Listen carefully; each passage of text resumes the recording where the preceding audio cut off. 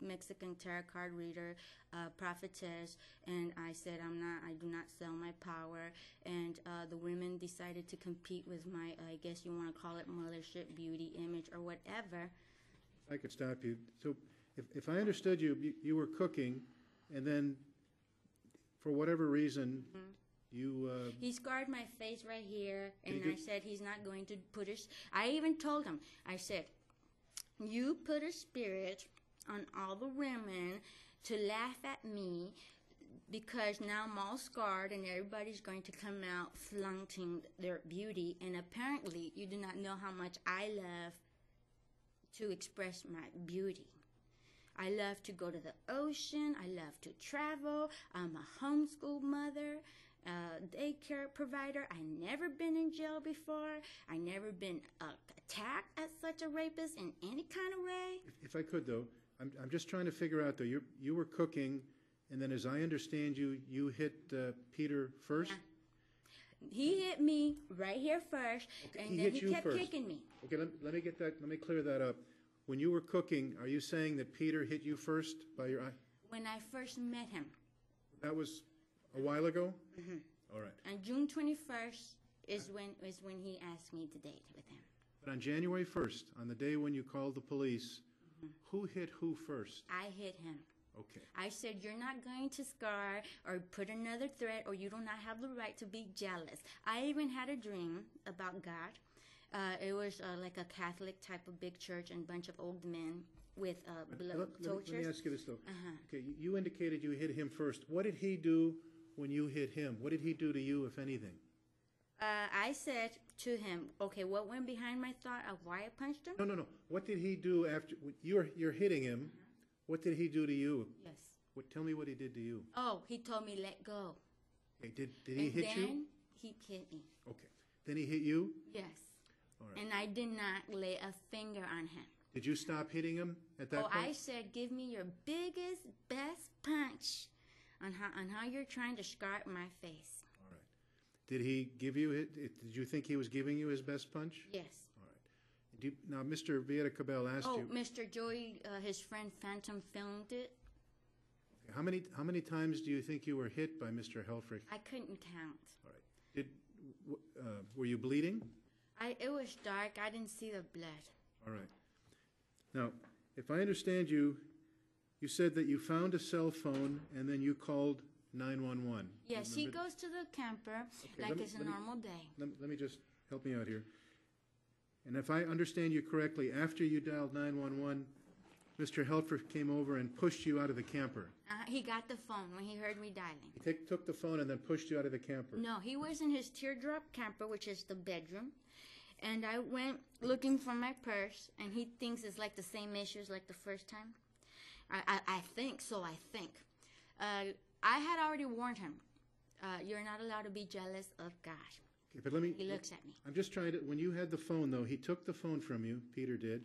Did he hit you anymore after you took the phone? Okay, I went into a school bus, I said, and I got the phone, and I said, no, I'm not going to have this man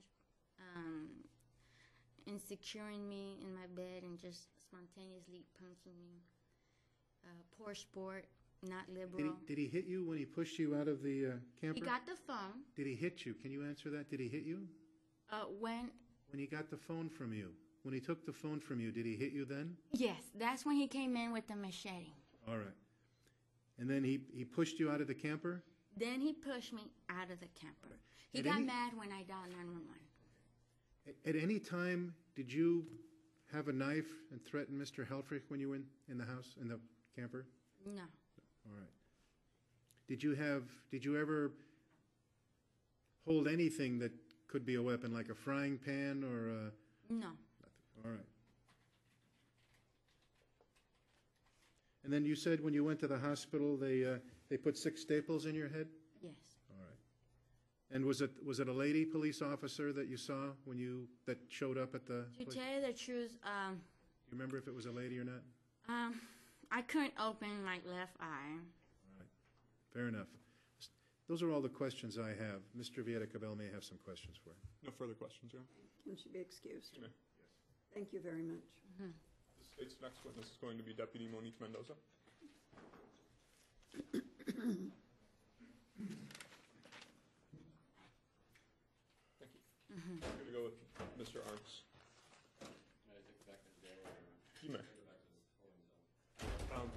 Whatever's You easiest can take for her you. back to the department. We're finished with her, and I'll have the bailiff take care of Mr. Helfrich.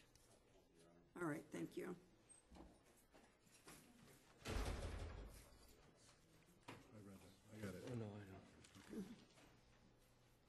Deputy Arms is returning her to the jail, so you'll be taking custody of him. Do you solemnly swear that the testimony you are about to give shall be the truth, the whole truth, and nothing but the truth, so help you God? I do. You may be seated.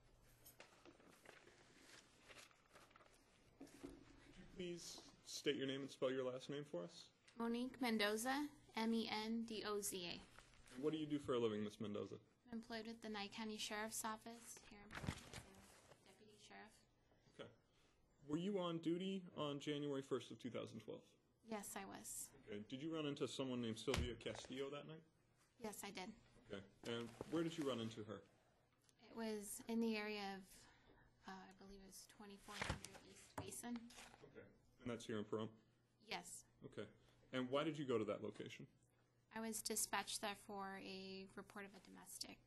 Okay. And what did you find when you arrived at that location? I found Miss Castillo. She kind of popped up out of nowhere in the desert. She was severely beaten. Her left eye was swollen shut. She had some blood coming down the left side of her neck. She also had blood on the back of her head. Okay. And what kind of is that a residence? What's at that location? I guess it's a residence. That's where she and her boyfriend stay, or what she called her boyfriend. Okay. I'm going to approach and show you what's been marked as State's Proposed Exhibit Number 1. I want you to just take a look at it real quick and let me know once you get a chance to look at it if you recognize it. And it should just be. These are the photographs.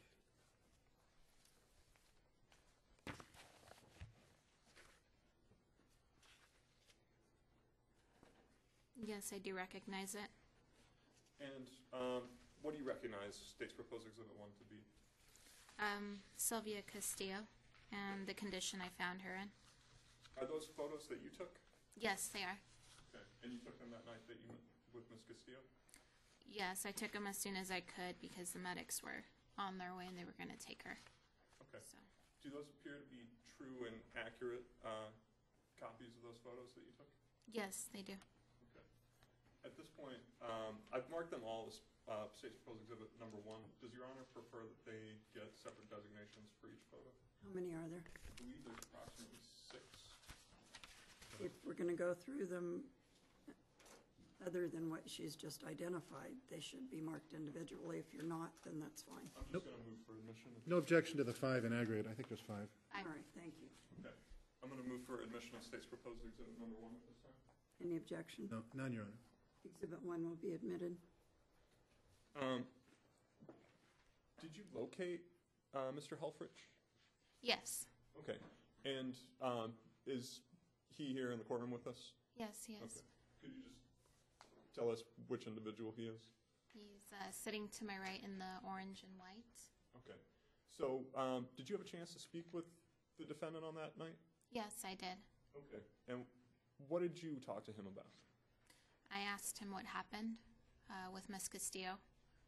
Did he tell you? Yes, he did. Okay. What did he tell you happened? He said that they were in an all-out brawl and that he had punched her repeatedly, but only after she had pulled out a knife on him, is what he said. Okay. Did you do any further investigation to see if you could find the knife or verify his version? Yes, I did. I relocated to the bus. It's a school bus is where they live, or there is a school bus in the area that they live in, which is where I was told the incident happened. Okay. And Had he described the knife to you? yes, he did. And he said that what it sounded to me that he described was a kitchen knife with some tape wrapped around the handle portion of it. Okay. And did you spend very much time looking for that? I spent quite a bit of time looking for it. Probably, if I'd have to guess, anywhere between 20 and 30 minutes. Okay. And were you able to find that? No, I wasn't. Okay. Did you ask him if he could give you more specific, a more specific location for where that knife might be? He was asked several times. I personally asked him, and I believe Detective Berkowitz had asked him quite a few times at my request also. Okay. Did he give you an answer as to where that knife might be? He gave me a general location, but no actual or specific area in the school bus. Okay. And was that, and that general location he gave you, that was the area that you searched? The school bus, yes. Okay. What was Mr. Helfrich's appearance that night? Well, he appeared like he was in a fight. However, the injuries that I observed weren't as severe on him as the injuries on Castillo. Okay. And you mentioned that Ms. Castillo had what appeared to be some fairly severe injuries in your estimation. What areas of the body were those injuries to? Do you recall? Mostly to the left side of her face. Okay. Any additional injuries on the head? On the back of her head. Okay. At this point, I'll pass the witness. Officer Mendoza, did you have a chance to talk to Ms. Castillo about the allegation that she had a knife? Did you have a chance at the scene? I had asked her if, prior to speaking with Mr. Helfrich, I had asked her if there were any weapons involved, and she had told me no. And how big of a place, let me back up. Apparently Mr. Helfrich tried to give you a general idea of where he thought the knife was and a general description of it, right? Yes. And I mean, are we talking about a big area that you had to search? A school bus? Did you pretty much search the whole school bus from back to front, or just the area that Mr. Helfrich thought it might be? From back to front, I did. So you went up and down and took a real good look, right? Yes. Okay. Was the place reasonably neat? I mean, other than the fact a brawl had occurred in there, or was it a pigsty full of all kinds of stuff? It was a pigsty. It was a pigsty? All right. So was there a lot of stuff laying around that maybe something could have been under? You know how people leave trash laying around, and then just trying to get a visual image of what you had to do to try and find the knife. There were, if I remember correctly, a couple bags. So I did my best to pick those up and look underneath them, look under the seats, which is why I had Detective Berkowitz ask Mr. Helfrich if there was a more specific location. There were, I don't know that this has any relevance, but there were firearms in the school bus that he was able to tell me about. But the knife, which I thought was pretty important, he couldn't remember where that was at. I gotcha. From your examination of the school bus, did you see any signs of blood? Because, apparently Ms. Castillo was bleeding, right? Yes, there was lots of blood. In the school bus? Yes. From back to front, or confined to a particular area? It was from probably the middle of the school bus to the end of the school, the rear of the school bus, leading out. Like half the school bus apparently had blood evidence or blood smears? Is that what you're saying? Yes. All right. And I think you took a good look at Mr. Helfrich. Do you recall if he had any wounds, any bleeding wounds on his person? Feel free to look at your report if you want. I don't see it in your report. I think I noted in my report that he had some scratches and small cuts. I think the major injury that I saw on him was on his right hand. It was swollen, appeared red, I think. Well, let me ask you. Remembering. Right hand swollen, and if you can't answer, please tell me. Did it appear that the right hand was swollen because he was using it to smack something? Yes. All right. I mean, It doesn't take an Einstein to figure that out, right, when you've been on a cop for a while? Yes. Okay. And then it's my understanding Mr. Helfrich admitted that he had repeatedly punched Ms. Castillo, but only after he claimed a knife had appeared. Pulled on him, yes. Did he give you any idea how many times he may have punched Ms. Castillo? Not a specific number, but I would assume more than once. Well, repeatedly would definitely mean more than once. All right. Did you have a chance to look at Ms. Castillo before the paramedics got there, just at her injuries? Just from what I saw and took Photograph? pictures of. All right. I mean, generally, you try not to get your hands anywhere close to the blood, right? Yes. Yeah.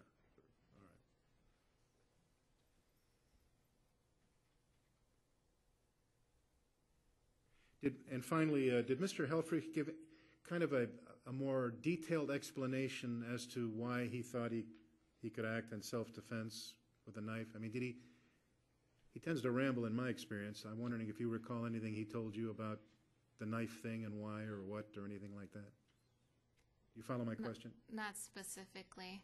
I mean, he did talk a lot, but the more important, I guess, parts of the investigation is what I paid attention to. Fair enough. Those are all the questions I have. Thank you. Mr. Vietick-Bill, anything further? No further questions, Your Honor. And should be excused. She may. Thank you, Deputy. Thank you, ma'am. Did you want? They've been admitted. The state's last witness will be Ms. Robin Shope.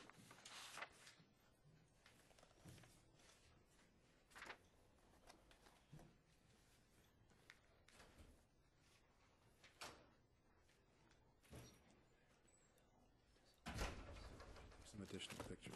Do you want to see these in color? I can tell those are black and whites, and it might not come through very well. Look real quick.